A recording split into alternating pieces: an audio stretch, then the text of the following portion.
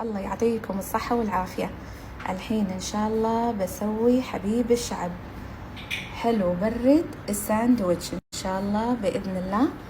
هذا هني كيك سرالي اللي هو هذا على كاكاو، فتته كذي صغار، أوكي، وبرصه بالبايركس. شنو المقادير هني؟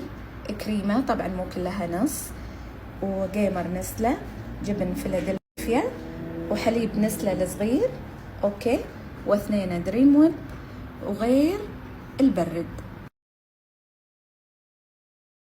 حطينا هني كيك السرالي المفتت ورصيناه قاعدة البايركس. حطينا هني كيك السرالي المفتت. الحين ان شاء الله بخلط هالمقادير بالخلاط العجيب هذا. حطيت كل المقادير، آخر شيء جيمر النسلة بس. إذا حابين على حسب الرغبة شوية حليب. الحين تصفون حبات الآيس كريم بهالطريقة هذه.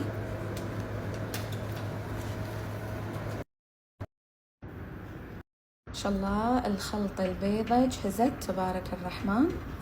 إن شاء الله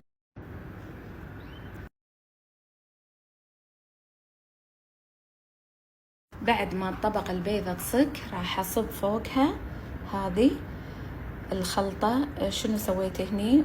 كريمة، وخلطت معاه جالكسي ولا أي نوع كاكاو بالحليب تحبونه.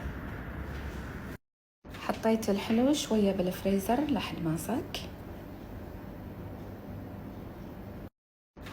صبيت فوقه الكاكاو المخلوط مع الكريمة.